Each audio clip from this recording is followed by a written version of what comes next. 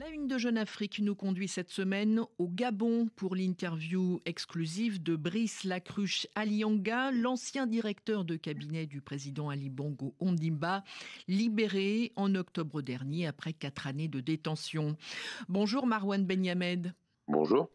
C'est vous qui avez réalisé cette interview et vous avez tout d'abord demandé à Brice Lacruche Alianga comment il se sent aujourd'hui, quel est son état d'esprit après des années de détention visiblement éprouvantes. Oui, c'est quelqu'un de profondément marqué évidemment par ces 4 années de détention, qui se décrit comme toujours debout, vivant, et ce malgré les vicissitudes de ces 4 années, non pas simplement en prison, mais à l'isolement total, privé de toute visite, sans lumière, dans des pièces aveugles et sans aucun objet, si ce n'est une Bible qu'on lui a accordée au bout d'1 an, qui fait qu'il est devenu également très pieux. Il reste persuadé, dit-il, que l'Éternel ne l'a pas préservé durant tout ce temps sans raison. Le crayon de Dieu n'a pas de gomme, dit-il. Brice Lacruche Alianga qui revient sur le rôle qu'il a joué de 2017 à 2019 auprès du président de l'époque, Ali Bongo Ondimba. Et en prison, notamment, il a eu le temps de réfléchir à ces années passées au plus près du pouvoir. Oui, tout à fait. Il dit avoir été immédiatement confronté à une réalité très complexe, notamment d'un point de vue de l'endettement du pays et de la trésorerie.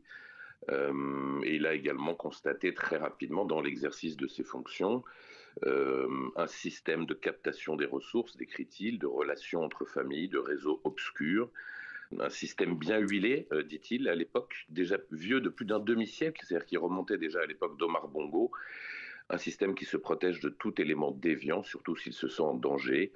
Et évidemment, il a perçu très rapidement qu'au sommet de la hiérarchie, le couple Ali et Sylvia Bongo exerçait un contrôle total sur tout le monde. Dans un premier temps, il a accepté ses conditions de travail, si l'on peut dire. Il a accepté ses conditions de travail jusqu'à, effectivement, au bout d'1 an, l'accident vasculaire cérébral qui a frappé l'ancien président et qui a changé totalement la donne. Et Sylvia Bongo lui a paru progressivement, comme tout le monde la décrivait un petit peu, extrêmement directive, et c'est elle qui a pris la main sur le pouvoir gabonais. Marouane Benyamed, vous avez également demandé à Brice Lacruche Alianga comment il voyait son avenir et bien sûr, quelle était son opinion sur la transition au Gabon. Alors, il est évidemment très positif, puisque c'est grâce à cette transition qu'il a pu être libéré. D'abord, il a sa priorité, c'est évidemment de se soigner.